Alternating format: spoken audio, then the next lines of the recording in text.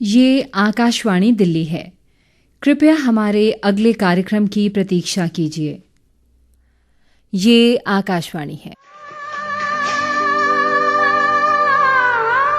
नमन है उन वीर सेनानियों को, अनाम शहीदों को, भारत की ललनाओं को, जिन्होंने राष्ट्र की खातिर अपना सर्वस्व न्योछावर कर दिया। जो शहीद हुए हैं,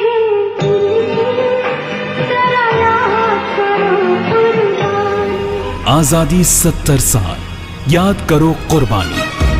प्रस्तुत है स्वाधीनता सेनानियों की स्मृति पर केंद्रित आकाशवाणी के विभिन्न केंद्रों से प्राप्त रिकॉर्डिंग पर आधारित विशेष कार्यक्रम स्वतंत्रता समर के सेनानी। आलेख पत्रकार केवल तिवारी का है।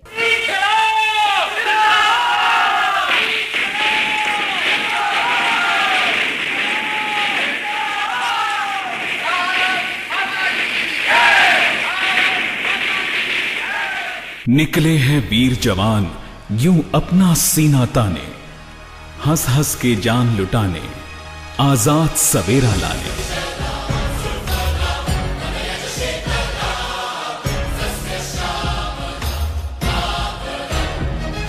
जी हां, एक मौका तो है अपनी आजादी को याद करने का, एक अवसर है उन रणबांकुरों की गाथाओं को सुनने का, जो गुलामी की काली रात को चीरते हुए आजादी का नया सवेरा लाने को निकल पड़े थे, अपना सब कुछ छोड़कर।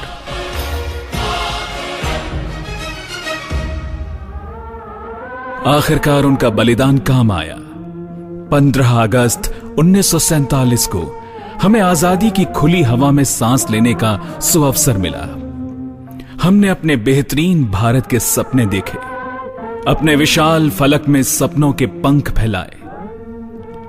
आजादी के दीवानों की गाथाएं तो बहुत और एक से बढ़कर एक हैं, जिन पर हमें गर्व होता है, जिनके बारे में हम सुनते हैं और सुनाते हैं।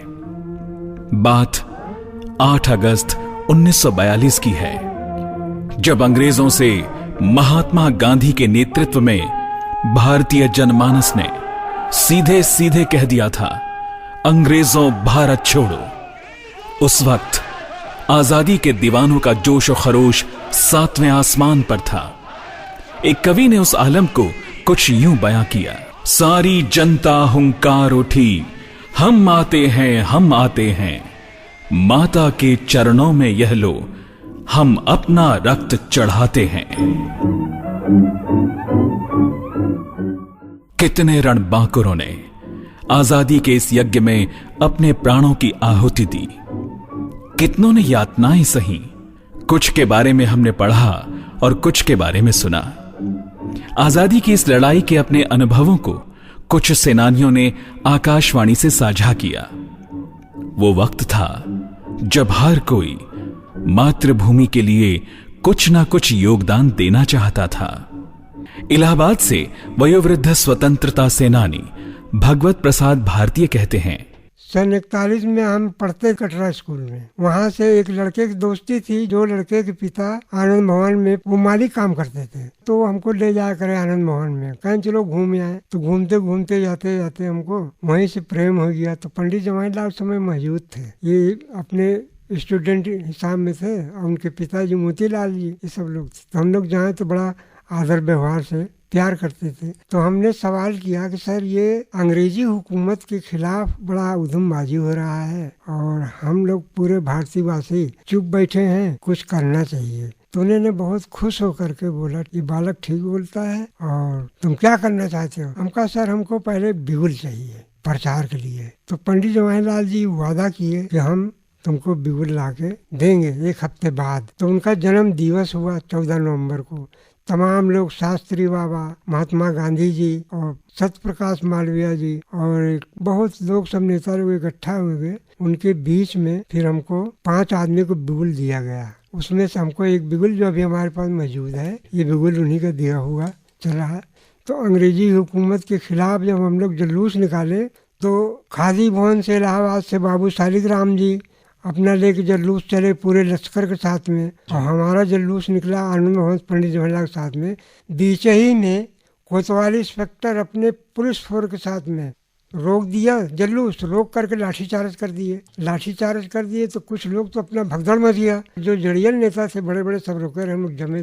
मेरा बिगुल बैदर हाथ आगे आगे हमको गिरफ्तार कर लिया, बिगुल सहित गिरफ्तार करके ले गए मलाका जेल में, जो अभी स्वरूप रानी हॉस्पिटल बना है। पहले ये मलाका जेल था। यहाँ पे ले जाकर सबको इकट्ठा किया तो हमको बाल बंदी गृह में बिगुल सहित बंद कर दिया। बड़े नेताओं को नैनी जेल भेज दिया। तो 6 महीने की जेल साहब काट के 6 महीने बाद हमको 5 कोड़ा मार के रिहा कर दिया गया। जब हम लोग छूट गए तो आंदोलन बहुत बड़ा चालू हुआ। सनराइज में महात्मा गांधी के नेतृत्व में जब ये आंदोलन चला तो पूरे भारत में अंग्रेजी हुकूमत का पूरा कारोबार बंद, उनको टैक्स देना, सेल टैक्स देना, ये देना, सब बंद हो गया। और लड़के लोग पढ़ाई छोड़ दिए, बाबू लोग ऑफिस में काम करना बंद कर दिए। चारों तरफ से घोर जब उनको दबाव पड़ा तब उनको झुकना पड़ा। दरअसल जंग आजादी की तमाम बड़ी कड़ियां अंग्रेजों भारत छोड़ो आंदोलन से बहुत पहले से आपस में जुड़ती चली गई थी। इसी कड़ी में 1925 में एक बेहद अहम घटना घटी।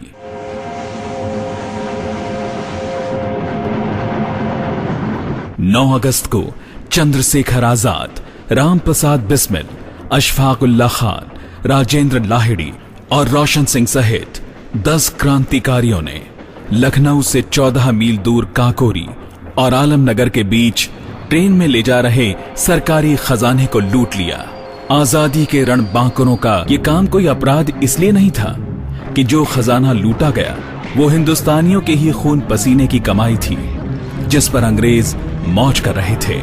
क्रांतिकारी इस धन का इस्तेमाल हथियार खरीदने और जंग आजादी को जारी रखने के लिए करना चाहते थे। काकोरी कांड के नाम से जानी गई इस घटना से ब्रिटिश हुकूमत बुरी तरह तिलमिला गई। उन्होंने अपनी बर्बरता और तेज कर दी। बाद में राम प्रसाद बिस्मिल, अशफाक उल्लाह खान, राजेंद्र लाहिड़ी और रोशन सिंह को फांसी की सजा सुनाई गई। लूट के अपराध में फांसी की सजा अजीबोगरीब थी, लेकिन आजादी के दीवानों को अंग्रेज डिगा नहीं पाए। जीवन की अंतिम घड़ी में भी इन महान देशभक्तों के चेहरे पर मौत का कोई भय नहीं था। इससे पहले 4 फरवरी 1922 को उत्तर प्रदेश में गोरखपुर के पास चौरी चौरा में कुछ क्रांतिकारियों ने एक पुलिस चौकी को आग लगा दी थी। इसमें 22 पुलिसकर्मी जिंदा जल के मर गए थे। इस घटना से क्षुब्ध गांधी जी ने अपना असहयोग आंदोलन वापस ले लिया था। उनके सविनय अवज्ञा आंदोलन को भी आघात पहुंचा। हालांकि कुछ समय बाद अंग्रेजों को चारों तरफ से घेरने की रणनीति बनी। अंग्रेजी सामानों की होली जलाई गई। आलम यह हुआ कि आजादी के दीवानों ने अपने घर में भी ऐसे कपड़े या अन्य सामान लेने की मनाही कर दी जिसे अंग्रेज बनाते थे। उस दौर के बारे में अपनी माताजी सरयू प्रभा से ली गई जानकारी के जरिए जमशेदपुर से स्वतंत्रता संग्राम सेनानी प्रभात कुसुम मजुमदार के पुत्र सुधीर कुमार मजुमदार बताते हैं, सरजू प्रभा मजुमदार আমি একটা স্বাধীনতা সেনানী শাশুড়ি मारे बोलिया मदर को चूड़ी पहनने नहीं देती थी, सिंथेटिक कपड़ा पहनने नहीं देती थी हमेशा। मेरा पिताजी, ये सब अंग्रेजों का चीज है, अंग्रेज का, तो इसीलिए वो लोग सब कुछ जला के राख कर दिया था। वो लोग हमेशा धोती पंजाबी पहनते थे खद्दर का। অনেক কষ্ট করছে আমার স্বামী, তারপরে বুক ভাঙিয়া ফালাইছিল মাইরে বুক ভাঙিয়া। मेरा पिताजी हम लोगों को जितना बोले थे और जितना उनका रिकॉर्ड में है, एक तो 1939 में लवनाथ में आपका सॉल्ट एक्ट में था। उसका बाद आपका जब विनय बदल दिनेश का जो मूवमेंट हुआ था पश्चिम बंगाल में, उस समय भी बोला ना, अभी मेरा पिताजी बहुत मार खाए थे, उसमें भी आपका शामिल थे। राइटर्स बिल्डिंग में जब आपका बॉम्ब ब्लास्टिंग का कांड हुआ था उसमें भी शामिल थे। उस समय पिता प्रभात कुसुम मजुमदार, आपका अमित सुभाष बोलची जो किताब है उसमें भी उनका नाम अभी भी है लिखा हुआ। तो उस मूवमेंट में भी पिताजी शामिल थे। तो उस मूवमेंट में पिताजी ने बहुत मार खाया था, उनका ऊपर बहुत टॉर्चरिंग हुआ था अंग्रेजों का। तो उसी समय तो हॉस्पिटलाइज हुआ। तो वही बोल रहा जो पिताजी बहुत मार खाए थे। उसका बाद जमशेदपुर में आए, जमशेदपुर में बस गए। उधर में आप पहले टेल्को में नौकरी करते थे, उसका बाद आपका 1987 को गुजर गए। हम लोग को तो देखिए पिताजी ऐसा बोलते थे, देखो जो जैसा गाना उना जो था जो स्वतंत्रता का साथ जुड़ा हुआ है वो सब गाना पिताजी बहुत प्यार से सुनते थे। जीवने हार ये करबो ना। बोलता मेरा हस्बैंड बहुत तकलीफ उठाए हैं, जितना तकलीफ उठाए हैं उतना आपका उनसे लगाम ज्यादा होता है, वो सब सोचने से। आजादी के लिए अपना सर्वस्व न्योछावर करने का वो जोश और जज्बा ऐसा था कि ना जाने कितने बेघर हो गए और कई नौजवानों का तो उनके घर वालों को पता ही नहीं चला। आजादी पाने की ये ज्वाला पूरे देश में सुलग चुकी थी। उस वक्त स्वतंत्रता संग्राम सेनानी प्रभात कुसुम मजुमदार तो 12 साल तक गुम रहे। कुछ ने मान लिया था कि वो अब इस दुनिया में नहीं रहे। जमशेदपुर से स्वतंत्रता सेनानी प्रभात कुसुम मजुमदार की 95 वर्षीय पत्नी सरयू प्रभा मजुमदार उस समय को याद करती हैं। अनेक कष्ट करছে, জল খাইতে পারে নাই, ঘাস চিপছে, তারপরে জল খাইছে। আমার স্বামী অনেক কষ্ট করছে, আমার স্বামী যা কষ্ট করছে অন্তত 10-12 বছর বাদে বাইরে দিয়া পুষ্করণীর পারে দিয়ে আইতে লইল। আমার বড় নন্দে বলল মা বদ্দায় আইছে আর কেড়ে কেড়ে করিয়া শিকার করিয়া উঠছে আমার শাশুড়ি। इसका मतलब हिंदी में बताते हुए उनके पुत्र सुधीर कुमार कहते हैं, जो हमारा हस्बैंड बहुत साल फरार था, वो उनका कहना है जो मेरा हस्बैंड का घर था कुमिल्ला में, आपका बाहर में थे। एक दिन रात को आया, आने के बाद उनका बहन ने उनको देख लिया था, तो उनका बहन बहुत खुशी से रो पड़ी। मेरा मदर को आके बोले जो मेरा उनका हस्बैंड आ गया है। हाँ, लेकिन पहले इन लोगों ने सोचा था जो उनका हस्बैंड और नहीं है, गुजर गए हैं। लेकिन 12 साल का बाद आने का बाद सोचे जो मेरा हस्बैंड है, जिंदा है। तब उन्होंने बहुत पूजा पाठ किए, सब कुछ किए।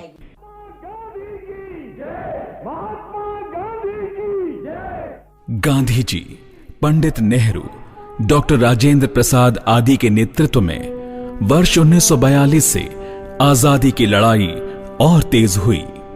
गांधी जी के अहिंसा के रास्ते पर समाज का हर वर्ग आगे आया। बिना खौफ आजादी के दीवाने ब्रिटिश हुकूमत के खिलाफ नारे लगाते, वंदे मातरम कहने का कोई मौका नहीं छोड़ते। ग्वालियर से स्वतंत्रता सेनानी डॉक्टर रघुनाथ राव पापड़ीकर कहते हैं, मेरा जीवन पूरे मामा के वजह से, जिसने मेरी शिक्षा दी, मुझे आगे बढ़ने के लिए स्कोप दिया, आगे बढ़ने के लिए अहमदनगर भेजा महाराष्ट्र में मैं 4 साल रहा और मेरे जीवन में 2 बड़ी घटनाएं हुई। एक तो मुझे गांधी जी के दर्शन हुए। जलगांव के पास एक फैजाबाद गांव है। ऑल इंडिया कांग्रेस कमेटी ने तय किया था उस साल कि अब की बार जो भी कांग्रेस अधिवेशन जी होंगे वो सब गांव में होंगे, शहरों में नहीं होंगे। तो हम लोगों ने तय किया पहले अपन गांधी जी के दर्शन कर लें, फिर अपना कार्यक्रम कर शुरू करें। हम 4 जने साइकिल पर गए, गांधी जी के दर्शन किए। मेरे मामा जो मुझे करता धरता थे वो भी मुझे वहीं मिल गए मुझे। तो उन्होंने उनको बताया कि ये मेरा भांजा है ये करके। एक और बात बताता हूँ आपको, उनका नाम था डॉक्टर त्रिम्बक दामोदर पुस्तके। वो मध्य प्रदेश के कांग्रेस के नेता थे। उनको गांधी जी के पास अगर कोई आता था कि मुझे राजनीति में क्या करना है, तो वे कहते थे उज्जैन जाओ, उज्जैन में पुस्तकें साहब हैं, आप उनसे बात करो, वो आपको गाइड करेंगे। इस प्रकार से उनको गांधी या मध्य भारत ये उनको पदवी मिली थी। इस प्रकार से मेरी वो यात्रा शुरू हो गई। मैं कॉलेज में पढ़ता था, हमारा समय था सुबह का, सुबह 7 बजे उठते थे और सब एक टोली बना करके पूरे एरिया में जाते थे। रामधुन कहते थे लोगों, गांधी जी के टर्न सुनाते थे, गांधी जी के और भी अनेक बातें कहते थे। शराब नहीं पीना चाहिए, ये सब बातें, ये भी बातें साथ साथ हम करते थे। 4 साल तक बराबर ये चलता रहा। इस बीच में अहमदनगर के पास में एक गांव है, उसका नाम है भिंगार। वो कैंटोनमेंट है। उस समय के जितने भी ब्रिटिश सोल्जर थे वो सब वहाँ रहते थे। और एक और बात, उस समय अहमदनगर किले में पंडित नेहरू को रखा गया था। पंडित नेहरू और मौलाना अब्दुल कलाम आज़ाद, कम्युनिस्ट पार्टी के 2 लोग थे। एक सरोटे साहब थे और एक डांगे साहब थे। 2 जने हुए थे, कभी दर्शन कर जाते थे और तो कुछ नहीं। एक बार क्या हुआ, वहाँ एक सिनेमा घर बनाया गया ब्रिटिश सोल्जर्स के लिए। पिक्चर आएंगे अंग्रेजी पिक्चर आते थे। हम लोग को शौकीन थे अंग्रेजी पिक्चर के। पहले सोचा कि अपना जाने का सेफ है कि नहीं, फिर हमने वो तलाश कर लिया कि रास्ता क्या है कि सिनेमा शुरू होने के पहले गॉड सेव द किंग ये गाना बजता था। जैसे ही गॉड सेव द किंग शुरू हो गया सब लोग खड़े हो जाते, बिल्कुल ऐसे कि वैसे ही खड़े हैं, वैसे ही खड़े, कोई भी हो वो हिलते नहीं थे वो। तो उस समय हम जाके बैठ जाते थे। सिनेमा शुरू खत्म होने के बाद 1 मिनट पहले फिर भी होता गॉड सेव द किंग। उस समय हम लोग क्या करते थे, हमने देखा कि शुरू हो रहा है, हम उठ के खड़े हो गए। एक तो वंदे मातरम के नारे लगाए थे, गांधी जी के नारे लगाए थे, पंडित जी के नारे लगाए थे, अंग्रेजों के खिलाफ बोलते थे, ये सब करते थे। इस वजह से वो लोग बहुत चिढ़ जाते थे और वो दिखते हमारे तरफ आँख से दिखते थे, मुँह को कुछ नहीं कर सकते थे और भागना शुरू कर दिए।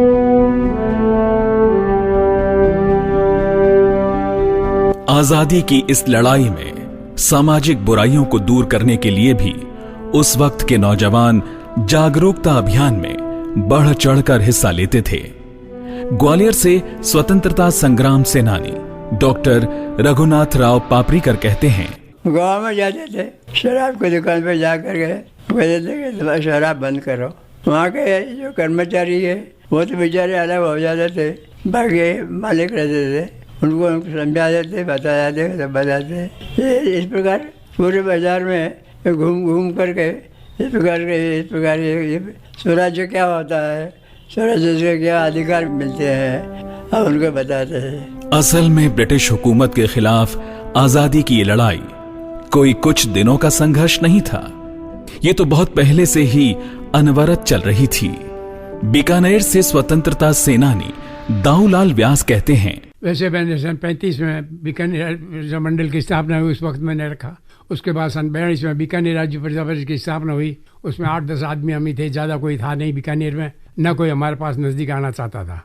और हमारी ऐसी दशा थी कि आप भी अगर मिलते तो मुंह फोड़ के मिलते, हमारे से कोई मिलना नहीं चाहता था, कोई भी व्यक्ति, चाहे घर का हो चाहे बाहर का हो। सन 42 में गुरदयाल गोयल को देश निकाला हुआ, 22 को स्थापना करी, 26 को देश निकाला हुआ, 29 को महाराजा को काले झंडे दिखाए गए और उसी वक्त सुबह सब गिरफ्तार किए गए और उनको कईयों को गिराई बुला कर उनकी वहाँ खूब मरामत की और बाकी 3 आदमियों को जेल में भेज दिया गया। रघुदयाल गोयल, गंगादास कौशिक और दाऊजी आचार्य को, इन तीनों को जेल भेज दिया गया। एक अनूपगढ़ रहा और एक लूण कैंसर में रहा। इस प्रकार तीनों को जेल में भेज दिया गया और ये तीनों जेल में रहे। हमने अब ये सारी कार्रवाइयाँ, रघुदयाल गोयल ने क्या किया, वहाँ खेजड़े का रास्ता, वहाँ से रोज कागज भेजने शुरू किए। तो यहाँ CID ने हमको चारों तरफ घेर लिया था। सुबह गिराई बिलाते, मोर्चे पर यूँ बांध देते थे, हाथ और पैर दोनों, यहाँ वो मारते और सुबह फिर अगर हाजिर नहीं हुए तो बहुत बुरी हालत होती। फिर यहाँ से वार्ड निकला तो मैं दौड़कर 10 दिन तक के लिए गंगा शहर में लुका रहा, 5-10 दिन बीना शहर में लुका रहा और फिर जयपुर में जाकर कुछ दिन मैंने बिताए। ऐसी कोई जगह नहीं थी जहाँ आग नहीं फैली हुई थी। और मेरे साला साहब थे, उनको जोधपुर में बिस्वा जी को बाढ़ के मारा गया। ट्रेन भी उनकी थी, पोस्ट ऑफिसर वगैरह सब उनके थे। इसलिए अगर आप जा रहे हो कहीं से, हमको पता पड़ा तो हमने आपको एक कागज दिया, आप फलानी जगह डाल देना इसको। इस प्रकार से हमेशा ये थोड़ा बहुत चलता रहा। मेरी पटेल साहब से मुलाकात हुई, एक दफ़े महात्मा गांधी से मुलाकात हुई और वहाँ सबसे मुलाकात करता रहा। पटेल साहब ने हमको बड़ी पीठ थपथपाई, उन्होंने कहा आप चिंता मत करो, हम आपके पीछे हैं। सन 44 में देसी राज लोक अधिवेशन हुआ उदयपुर में, तो कहीं से राजस्थान से इन्हें गुणे आदमी वहाँ पहुँचे और वहाँ रघुदयाल गोयल भी आया। तो उसको कहा कि तुम फौरन बीकानेर चले जाओ, तो इलाहाबाद में आकर गिरफ्तार हुआ। और हमने लिखा एक बोर्ड बनाकर कि बीकानेर के जुल्म को ख़त्म करो। और शेख अब्दुल्ला आया था, उससे काफ़ी घंटे बर्बाद हुई। देश को आजाद कराने में उस समय प्रतीकात्मक तौर पर कई प्रयोग किए जाते थे। उसी तरह जैसे 1857 की क्रांति में जब अंग्रेजों भारत छोड़ो नारे का दौर था, तब भी लोगों को जोड़ने के लिए कुछ नया किया गया। इलाहाबाद में भागवत प्रसाद भारतीय बिगुल बजाया करते थे। 90 वर्षीय श्री भारतीय कहते हैं, सुबह निकल जाता सर 7 बजे 6 बजे, जब इनका पहरा नहीं चलता था, अंग्रेजी हुकूमत का पहरेदार चलते थे, घोड़सवार, घोड़े पर उनका सवारी चलती थी। वो किला तक पूरे शहर में अपना रोड पे आते हैं। उनसे बच करके फिर हम अपना बिगुल ले करके और सब लोगों को इकट्ठा करके जनता को कि आप लोग मीटिंग में आइए, जलूस निकलेगा और आप लोग सहमत होइए। बिगुल बजा बजा के मैं पूरा सबको सूचित करता था। इन रणबांकुरों को सजा भी बहुत कड़ी दी गई। भागवत प्रसाद भारती बताते हैं, स्वतंत्रता के उस संग्राम में देश के लिए मर मिटने वाले लोगों ने सबको आजादी के मतलब बताए थे। उन्होंने कुछ सपने देखे थे। ग्वालियर से डॉक्टर रघुनाथ राव पापरीकर कहते हैं, इसका मतलब क्या है, ये गांधी जी ये सब क्यों कर रहे हैं, काय के लिए कर रहे हैं? हमारा देश गरीब होता जा रहा है, आपको समझ के रहना चाहिए और आपस में भाईचारा रख करके अपना सब काम करना चाहिए। जिस प्रकार से आगे बढ़ता रहेगा उस प्रकार से हमें आज़ादी जल्दी जल्दी मिलेगी। इस प्रकार से हमारी लड़ाई हमारी चलती रही। अपने समय में देश के लिए मर मिटने को तैयार रहने वाले इन रणबांकुरों को आज के समय की कुछ चीजें बहुत सालती हैं। उन्हें दुख होता है जब वो सुनते हैं आपराधिक वारदात के बारे में। इलाहाबाद से भगवत प्रसाद भारतीय कहते हैं, उस दौर में आपके दौर से बहुत अंतर हो गया जी। क्यों अंतर हो गया? कहते हैं, कूर से सदा दूर रहिए, चित भंग न करिए, सदा रहिए। रामायण गीता में बतला दिए हैं कि सदा सत्य बोलिए, सदा सत्य पे चलिए, सत्य बोलिए, ईमानदारी में रहिए। आज़ादी के नाम पे लालच में लोग हत्या कर रहे हैं, अपहरण कर रहे हैं, किसी की जायदाद ले रहे हैं। तो ये क्या है? ये आज़ादी का मतलब नहीं है। आज़ादी का मतलब वो है कि हम भाई भाई गले मिलें, छोटे बड़े को उठाएं, गरीब को सहायता करें, हिफाजत करें, उनके वस्त्र है, फल है, अन्न है, उनको दान करें, उनकी इज्जत करें। तो ये सब तो नहीं हो रहा। आज के दौर में तो अपना अपना भला है। कोई भी ईमानदार नेता राज चलाते ठीक है, मगर उनको सर ये नहीं मालूम कि हमको नीचे चलना है कि ऊपर चलना है। जब नीचे से आप चलेंगे तो सबका एकता बनेगी और एक होकर हम मिलेंगे। अब आप हमारे बीच आते नहीं, ऊपर ऊपर चलते हैं, तो हमको क्या महसूस होता है? आज के दौर में तो हम गोली खा रहे हैं, हमारा रास्ते में बहन बेटी जा रहे हैं, उनका फर्ज छीन रहे हैं, उनकी धज्जी उड़ा रहे हैं, उनको गलत नज़र देखते हैं। ये सब हिंदुस्तान के अंदर तो ये गंगा यमुना पावन माता के धरती के ऊपर में ऐसा नहीं होना चाहिए जो अवसर हो रहा है। गांधी जी के सपने और आज के संदर्भ में कटक से स्वतंत्रता सेनानी बीसी पटनायक कहते हैं, गांधी जी का जो स्वप्न है वो स्वप्न को हमको करने को बहुत तकलीफ है। क्यों? हम लोग का मन नहीं है। पराधीन भारत में हम लोग थे, हम लोग का वही जो ढांचा था वही ढांचा में हम बढ़ते थे। 70 ईयर हो गया, हम लोग कोशिश नहीं करते स्वाधीन हम है, स्वाधीन भारत हमारा है, हम इसको आगे बढ़ाएंगे। हमारा पूर्व कवि लिखे थे, बोलो बोलो बोलो सर्वे सतो बिना बेनु रवे, भारत आवार पृथ्वी सवाई श्रेष्ठ आसन लवे। देश आज़ादी के लिए हम लोग को काम करना पड़ेगा, ये सब लोगों का याद होना चाहिए। हम 100 साल से ज़्यादा पराधीन था, हम लोग का ब्लड में भी ऐसे ही हुआ था। हम पराधीन, हम स्वाधीन नहीं है। अभी जो हम लोग सब इकट्ठे होंगे, अभी जो काम होता है, अभी थोड़ा सेल्फिश त्याग नहीं है, सेल्फिश को आगे बढ़ता है, इसलिए थोड़ा हम पीछे हट जाते हैं। महापुरुष गांधी जी का जो सारा पृथ्वी में गांधी जी को लोग मानते हैं, उनका काम करते हैं, उनका जो है ग्राम स्वराज इसको बढ़ाने के लिए कोशिश करते हैं। हम क्यों नहीं करेंगे? ज़रूर हम करेंगे जब थोड़ा हम लोगों का दिल में वही बात ये लग जाएगा। असल में भारत की आजादी की लड़ाई में कई आंदोलन हुए। उनमें से एक अहम आंदोलन अगस्त क्रांति था। 1942 में 8 अगस्त को महात्मा गांधी ने भारत छोड़ो आंदोलन का आह्वान किया। चारों ओर रणभेरियां बज रही थीं। एक कवि ने इस मौके को कुछ यूं बयां किया है, उस दिन तारों ने देखा था हिंदुस्तानी विश्वास नया, जब लिखा महारणवीरों ने खून से अपना इतिहास नया। सब जानते हैं कि भारतीय स्वतंत्रता संग्राम के इतिहास में भारत छोड़ो आंदोलन बहुत महत्वपूर्ण है। द्वितीय विश्व युद्ध में इंग्लैंड को बुरी तरह उलझा देख भारतीय नेताओं ने इसे आजादी के लिए महा आंदोलन छेड़ने का सही समय पाया। नेताजी सुभाष चंद्र बोस ने आजाद हिंद फौज को दिल्ली चलो का नारा दिया। महात्मा गांधी ने भी 8 अगस्त की रात बंबई से भारत छोड़ो आंदोलन का ऐलान किया। उन्होंने लोगों से करो या मरो की मांग की। आजादी की लड़ाई जोशीले युवाओं के लिए एक पर्व सरीखा बन गया। मानो कुछ ऐसे गली गली में बजते देखे आजादी के गीत रे, जगह जगह झंडे फहराते यही पर्व की रीत रे। हम सबका सौभाग्य है कि आज हम उन लोगों को सुन रहे हैं जिन्होंने आजादी की लड़ाई देखी, बदलते दौर को महसूस किया। अपने अनुभवों को साझा करते हुए कभी कभी उनके मन में कुछ टीस भी जगती है।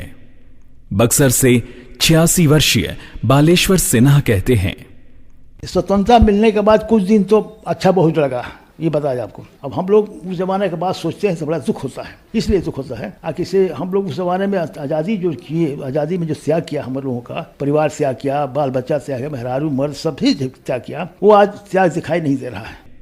पहले ज़माना में लोग देश की आज़ादी के लिए नौजवान लोग अपना सभी कुर्बानी करने को तैयार थे। आज के देश के नौजवानी कुर्बानी करने का नाम लेते हैं, लेकिन अपना काम पहले बनाते हैं और जनता का फेवर नहीं सोचते हैं। आजकल सब आदमी इतना स्वार्थी हो गया है। पहले लोग निस्वार्थ से, पहले धार्मिक थे, अब लोग अधार्मिक हो गए हैं। पहले आदमी किसी की सेवा करने में मन लगता था, लेकिन अब किसी की सेवा नहीं करने बल्कि अपना बनाने के चक्कर में रहता है। तो इस तरह नौजवान भी, पहले के लोग नौजवान अभी जवान में आकाश जमीन का अंतर हो गया है। अब देख रहे हैं ये बना देंगे, वो बना देंगे, पुल उद्घाटन कर देंगे, नदी बना देंगे, रोड बना देंगे, अब बनता कहाँ है आप देख लीजिए। तो इसीलिए आकाश अभी जमीन के जनता में बहुत अंतर हो गया है। पहले के ज़माना में अभी जो कहते थे वो करते थे, अभी जो कहते हैं वो नहीं करते। आज़ादी के समय सभी लोगों में अपना एक भावना थी, देश आज़ाद हो, जनता सुखी हो जाएगी, हम बिना निर्भर हो जाएंगे, हमारा कोई प्रॉब्लम नहीं रहेगा। ये सोचकर आज़ादी में हुआ। आज़ादी हुआ तो ठीक है, कुछ दिन ऐसा चला, नहीं बोलते हैं, लेकिन उसके बाद से लोग उल्टा रास्ता पकड़ लिए, अपना स्वार्थी। पहले अंग्रेजों से डरते थे, अब अपने लोगों से डरना शुरू कर दिया। पहले लोग अंग्रेजों को बात नहीं मानते थे और अब अपने आदमी की बात नहीं मानते हैं। कल बाप महतारी को बात मानते थे लोग, अब बाप महतारी का बात जमाना इतना बदल गया है कि आप जो सोचते हैं वो पहले वाली बात नहीं रह गई। सिन्हा जी युवाओं को संदेश देते हैं, हम देशवासियों को यही कहना चाहेंगे कि आपके युग जो है, पहले के युग से थोड़ा उसको तुलना कीजिए, अपने दिमाग को थोड़ा देश में लगाइए। बेमानी पैसा कमाना ही सब कुछ नहीं है, पैसा अलग चीज होता है। और लोग की, जनता की सेवा, ईमानदारी, सच्चा विचार, उच्च विचार, ये एक सबसे बड़ा काम होता है। तो नौजवानों को कहेंगे कि आप अपने लोगों को, नए लोगों को जिससे दोस्ती होता है उसको कमाई समाई धमाई खाली मत कीजिए। आप कुछ कमाइए, हम नहीं बोलते हैं, लेकिन फिर भी जनता की सेवा करिए और उसके कहिए जो उसको वादा पूरा कीजिए। बड़ी जद्दोजहद, अनेक कुर्बानियों के बाद आजादी मिली। आजादी के लिए अपना सब कुछ लुटाने वालों को सरकार की ओर से कुछ सुविधाएं देने की कोशिश भी की गई, लेकिन अभी तक इसमें कुछ खामियां नजर आती हैं।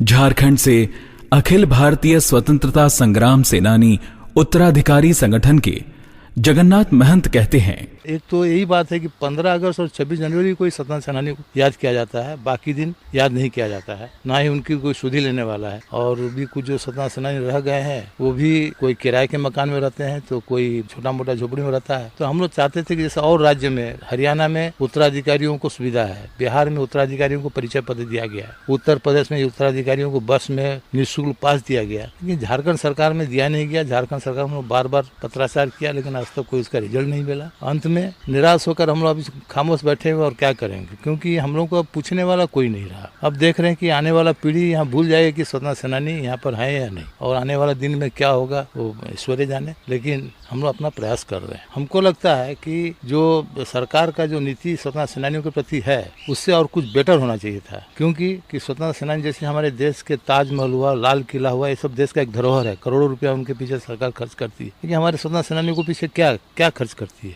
खाली जो 5,050 रुपया राज्य सरकार जो पेंशन देती है, बस उतने ही उसमें उसका गुजारा होता है। ना उनको रहने के लिए घर, ना उनकी चिकित्सा सुविधा, ना उनकी बच्चों को पढ़ाई के लिए कोई सुविधा, ये सब कुछ सरकार इस पर ध्यान नहीं दे रही है। जबकि इसको सोचना चाहिए कि इनके परिवार के प्रति कुछ, इनके घर के प्रति कुछ हम ध्यान दें, लेकिन ऐसा कुछ सरकार सोच नहीं रही है। और केवल 15 अगस्त 26 जनवरी को बुलाती है, एक शॉल देकर सम्मानित करती है। श्री महंत का ये भी मानना है कि अगर सम्मानित करना है तो उनका अंतरात्मा का सम्मान करें, उनका जज्बा का सम्मान करें, ताकि उनको लगे कि हाँ, ये हमारा कुछ एक इमेज है, हमारे कुछ वैल्यू है इस देश में। लेकिन यहाँ के स्वतंत्रता सेनानियों को ऐसा नहीं लग रहा कि हम एक तरह से आजाद हिंदुस्तान में स्वच्छ माने नित से रहते हैं, ऐसा कुछ हमको नहीं लग रहा है। भारत छोड़ो आंदोलन के अगले दिन यानी 9 अगस्त की सुबह ऑपरेशन जीरो आवर के तहत गांधी जी, सरोजनी नायडू और सरदार पटेल समेत सभी महत्वपूर्ण नेता गिरफ्तार कर लिए गए। 19 अगस्त को आंदोलन के दौरान लाल बहादुर शास्त्री को भी गिरफ्तार कर लिया गया। आंदोलन की व्यापकता का ही असर था कि 5 साल बाद 1947 में आखिरकार भारत को आजादी मिल गई। आज बेशक कितनी नकारात्मक बातें कही जाती हों, लेकिन सच्चा भारतीय यही संकल्प करता है, आजादी की कभी शाम नहीं होने देंगे, शहीदों की कुर्बानी बदनाम नहीं होने देंगे। निसंदेह है हमारे देश ने तरक्की के नए आसमान को छुआ है, विश्व विकास की इमारत पर नई इबारत लिखी है। बीकानेर से दाऊलाल व्यास भी मानते हैं, अब जो देश में जो प्रगति की है, हमारे यहाँ कुछ था नहीं, तो हमारे देश में जो प्रगति हुई है वो आज देखने योग्य हो गई। आज प्रधानमंत्री श्री नरेंद्र मोदी का भी यही संदेश है कि आजादी के जश्न को गांव-गांव, घर-घर में मनाएं। इसकी शुरुआत हो चुकी है। मेरे प्यारे देशवासियों, हम में से बहुत लोग हैं जिनका जन्म आजादी के बाद हुआ है, और मैं देश का पहला ऐसा प्रधानमंत्री हूं जो आजाद हिंदुस्तान में पैदा हुआ हूं। 8 अगस्त क्विट इंडिया मूवमेंट का प्रारंभ हुआ था। हिंद छोड़ो, भारत छोड़ो। 8 अगस्त को इसे 75 साल हो रहे हैं और 15 अगस्त को आजादी के 70 साल हो रहे हैं। हम आजादी का आनंद तो ले रहे हैं, स्वतंत्र नागरिक होने का गर्व भी अनुभव कर रहे हैं, लेकिन इस आजादी दिलाने वाले उन दीवानों को याद करने का ये अवसर है। हिंद छोड़ो के 75 साल और भारत की आजादी के 70 साल हमारे लिए नई प्रेरणा दे सकते हैं, नया उमंग जगा सकते हैं, देश के लिए कुछ करने के लिए संकल्प का अवसर बन सकते हैं। पूरा देश आजादी के दीवानों के रंग से रंग जाए, चारों तरफ आजादी की खुशबू को फिर से एक बार महसूस करें। ये माहौल हम सब बनाएं, और आजादी का पर्व ये सरकारी कार्यक्रम नहीं, ये देशवासियों का होना चाहिए। दिवाली की तरह हमारा अपना उत्सव होना चाहिए। मैं आशा करता हूं कि आप भी 8 अगस्त हो या 15 अगस्त हो, देशभक्ति की प्रेरणा से जुड़ा कुछ न कुछ अच्छा करेंगे। गांव-गांव का जब जिक्र आता है तो गांधी जी की तमाम बातें याद आती हैं।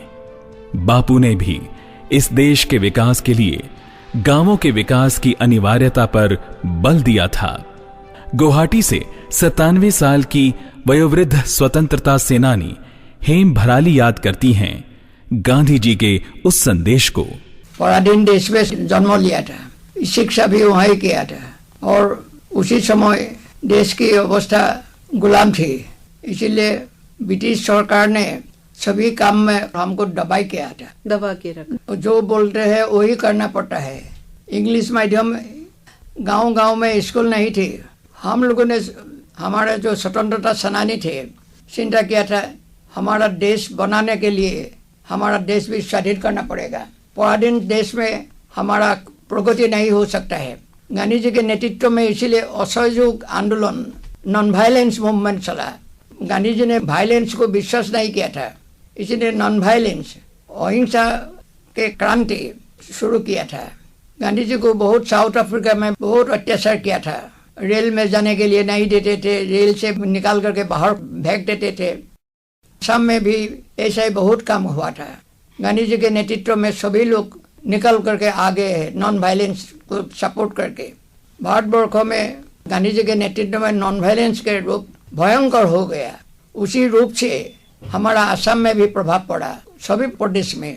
और हमारा यहाँ उस समय जो लोग ज्ञानी विद्वान लोग थे, सभी लोगों ने गांधी जी की बातों को समर्थन किया था। उस समर्थन के कारण काम करने के लिए आसान हुआ गांधी जी के लिए। मगर गांधी जी ने जो अहिंसक आंदोलन किया था उसको हिंसात्मक बनाने के लिए लोगों ने भी बहुत कोशिश की थी, मगर टिक नहीं पाया। इसीलिए गांधी जी के नॉन वायलेंस मूवमेंट को सपोर्ट करने के कारण भारत तथा असम में भी जो प्रभाव मिला था, उसी प्रभाव के कारण हम लोग सब निकल पड़े, बहुत लोग निकल पड़े हैं। उसी में से हम लोग भी निकल पड़े थे, क्योंकि इस देश को बनाना है तो गांव से भी शुरू हो सकता है। ये गांधी जी की इच्छा थी। प्रत्येक लोग राजनीति स्वतंत्रता लेने के लिए नॉन वायलेंस अहिंसात्मक आंदोलन में योगदान हो, ये गांधी जी चाहते थे। इसीलिए बहुत लड़ाई होने के बावजूद बहुत लोगों का जीवन जख्म हुआ था। स्कूल कॉलेज छोड़ दिया था, स्कूल कॉलेज को बंद कर दिया था, क्योंकि ये स्कूल कॉलेज भी ब्रिटिश के राज के द्वारा ही चलाया हुआ है। मूवमेंट में काफ़ी लोगों ने योगदान दिया। इस मूवमेंट को असम में भी सपोर्ट किया, और असम के लोगों ने, जो हमारे बुजुर्ग लोग थे, उन लोगों ने डॉक्टर भुवनेश्वर बरुआ, डॉक्टर हरे कृष्ण दास, ऐसे बहुत लोग जो ज्ञानी मानी धनी बावजूद भी इस आंदोलन को सपोर्ट किया, और वो गांव-गांव में जाकर के उसको जागृत किया है। इसी आंदोलन में सेकेंड जनरेशन हम लोगों ने भी शामिल हो गई। तो सौभाग्य है मैं भी इस आंदोलन में जड़ित थी। जड़ित होने के कारण बहुत लोग अंडरग्राउंड हुआ था, क्योंकि गांव-गांव में जागृत करने के लिए पुलिस से बचना पड़ता है। जो गांव-गांव में भी एक बात चलने लगा, मूवमेंट के शक्ति बढ़ गया था। गांधी जी के साथ भी आपने काम किया था? गांधी जी 3 बार असम में आई थे। आखिर में गांधी जी ने कहा मेरा एज बहुत हो गया है, तो इसीलिए जहाँ जाऊँगा तो असम में 3 दिन में एक साथ रहूँगा। तो यहाँ के बड़े बड़े लोगों ने मिल करके असम में कस्तूरबा गांधी स्मारक ट्रस्ट एक संस्था है, उसमें गांधी जी को रखने के लिए निर्णय किया। एक झोपड़ी घर बनाया, खेर का, थेसिस और बैम्बू लगा करके। वो घर अभी भी है। उसमें गांधी जी 3 दिन रहे थे। तो वहाँ सभी बात, राजनीति, समाजनीति, संगठन का आज़ादी के बाद क्या काम करना है, उसके लिए भी सब बात चर्चा की। क्या आप सोचती हैं कि स्वाधीनता संग्रामियों का सपना पूरा हुआ? किस हद तक? गांधी जी ने जो रूप से गांधी राजनीति स्वतंत्रता चाहते थे, सामाजिक आर्थिक सभी बातों में आमूल परिवर्तन करना चाहते थे, लेकिन राजनीतिक स्वाधीनता मिल गया है, लेकिन बाकी काम करने के लिए नहीं। हाँ, मतलब राजनीतिक स्वाधीनता हमें मिल गई है, लेकिन हम आर्थिक और सामाजिक रूप से अभी भी काफी कुछ काम करना बाकी है। तो मैं कहना चाहती हूँ, गांधी जी जो चाहते थे आमूल परिवर्तन, टोटल चेंज समाज और देश, वो हो नहीं पाया। तो इसीलिए गांधी जी ने कहा था, हम लोग जब 1946 में गांधी जी के आश्रम में गए थे, तब गांधी जी ने कहा यहाँ बहुत सीख करके जाने के लिए आया है, ऐसा मत सोचो। जो देखा, जो सुना, जो समझ में आया है, उसको थोड़ा सा ले करके अपना गांव में, घर में, अपना प्रदेश में जा करके काम करो। मतलब उन्होंने कहा कि हम अगर अपने गांव से ही शुरू करें, सिटी बिगिन एट होम। और गांव, गांधी जी ने इसीलिए गांव स्वावलंबी होने के लिए बहुत बात कहते थे। जो लोग देश में स्वाधीनता संग्रामी थे, अभी तो एक एक करके मृत्यु हो गया है, सब है ही नहीं, 2 साढ़े सेकेंड जनरेशन का है। तो इसीलिए जो स्वतंत्रता सेनानी ने जो काम करना था उसको विचार प्रसार किया था, जीवन को अपनाया और समाज में जाकर के इसको जागृति करने के लिए काम किया था। स्वतंत्रता सेनानी मानते हैं कि हमें आजादी तो मिल गई, लेकिन अभी कई काम किए जाने बाकी हैं। आज हमें चहुमुखी विकास पर भी ध्यान देना होगा। गुवाहाटी से हेम भराली कहती हैं, देश को बचाना है तो राजनीति, समाजनीति, आर्थिक नीति को बढ़ाना है, इंडिया को सम्मान बढ़ाना है देश को, और बहुत वो इंटरनेशनल राजनीति से इन भारतवर्ष को मुक्त करके उसका सम्मान रखना चाहते हैं, तो इस काम को करना ही पड़ेगा। गांधी जी राम राज्य चलना इसलिए चाहते थे, गांव के लोग स्वावलंबी हो, गांव के शासन गांव लोग करे, ऊपर से गांव में शासन करना नहीं चाहते थे। गांधी जी चाहते थे प्रत्येक गांव स्वावलंबी होना पड़ेगा, अन्न वस्त्र उत्पादन गांव में करना पड़ेगा, शिक्षा दीक्षार व्यवस्था करना पड़ेगा, तब गांव भारतवर्ष सुखी होंगे और भारत स्वावलंबी बनेगा। आजादी के बारे में स्वतंत्रता सेनानी डॉक्टर BN पांडे अपने विचार कुछ यूं रखते हैं। हम तो 18-19 साल के उम्र में आज़ाद हिंद फौज में चले गए। तो आज़ाद हिंद फौज का जितना एक्टिविटीज रहा हम तो मुख्य रूप से उससे ही जुड़े रहे। मेरे परिवार का माहौल था इस ढंग का, राष्ट्रीय आंदोलन से जुड़ा हुआ। मेरे पिताजी शहीद हुए थे अंग्रेज से जूझते हुए में स्टेशन लूट कांड में। उसके बाद में हम तो आज़ाद हिंद फौज में चले गए। उस समय नवजुवक थे, बच्चा थे, तो जितना ज्ञान था उसके मुताबिक ही हम आपको कुछ बता सकते हैं। उस ज्ञान में जितना हम कर पाए इतना किए। भारत छोड़ो आंदोलन में 9 अगस्त का वही लूट वगैरह हुआ, स्टेशन लूटो, रेलवे तोड़ो और सरकारी वो करो, यही था भारत छोड़ो आंदोलन। और कुछ लोग पकड़ाए, जेल गए, कई दुकानें जलाई गई हम लोगों के गांव में। काकोरी कांड तो ये गांधी के आंदोलन के अगेंस्ट अलग प्रकार का ये गरम दल वालों का काम था, और जिसमें मेरे पिताजी जुड़े हुए थे गरम दल से। तिलक के विचार के, तिलक पार्टी के थे हमारे पिताजी, तो वो सब उस कांड से जुड़े हुए थे। और जोगिंदर शुक्ला वगैरह ये सब से उनका आना जाना लगा हुआ रहता था। हमारे घर पर वो लोग आते थे। ये देश का विकास तो हुआ है, देश का विकास अवश्य हुआ है, लेकिन जितना ही देश का विकास हुआ है, विज्ञान का विकास हुआ है, उतना ही नैतिकता का ह्रास हुआ है। आज सबसे खामी है नैतिकता का पुनर्स्थापना कैसे हो। नैतिकता का पुनर्स्थापना हो जाए तो भ्रष्टाचार आपसे आप खत्म हो जाएगा, व्यसन मुक्त भारत बने। इस प्रकार का भारत अगर बने अभी भी तो लोग आनंदित रह सकता है, खुशी सबको मिल सकती है। विश्वास की कमी है, एक दूसरे के प्रति विश्वास नहीं है। घर में परिवार में भी विश्वास नहीं है, माँ बाप के प्रति, बेटा बाप के प्रति, किसी के प्रति सच्चा विश्वास बिल्कुल नहीं है। कोई कहता है तो वो झूठ बोलता है। आजादी की लड़ाई के उस जोश और खरोश को याद करते हुए इलाहाबाद से 90 साल के भागवत प्रसाद भारतीय आज भी वही बिगुल बजाते हैं जो उन्होंने आजादी की लड़ाई में बजाया था। ये बिगुल उन्हें पंडित नेहरू ने दिया था।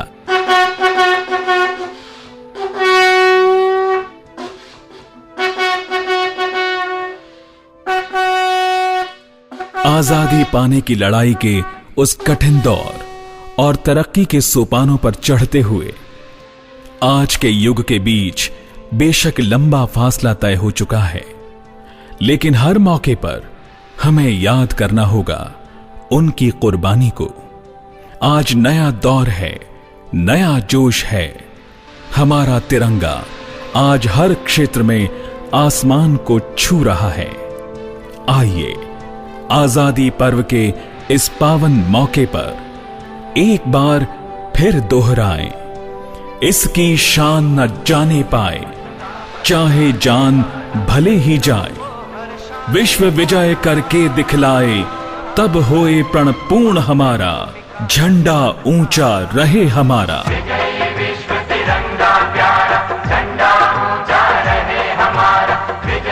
अभी आप वार्ताओं के अखिल भारतीय कार्यक्रम में स्वाधीनता सेनानियों की स्मृति पर केंद्रित विशेष कार्यक्रम सुन रहे थे, स्वतंत्रता समर के सेनानी।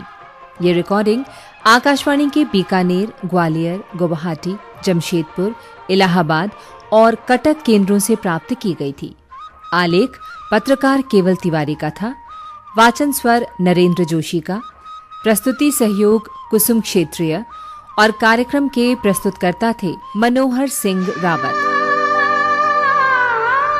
नमन है उन वीर सेनानियों को, अनाम शहीदों को, भारत की ललनाओं को, जिन्होंने राष्ट्र की खातिर अपना सर्वस्व न्योछावर कर दिया। जो शहीद हुए हैं जरा याद करो कुर्बानी। आजादी 70 साल, याद करो कुर्बानी। ये कार्यक्रम आकाशवाणी के दिल्ली केंद्र से प्रसारित किया गया।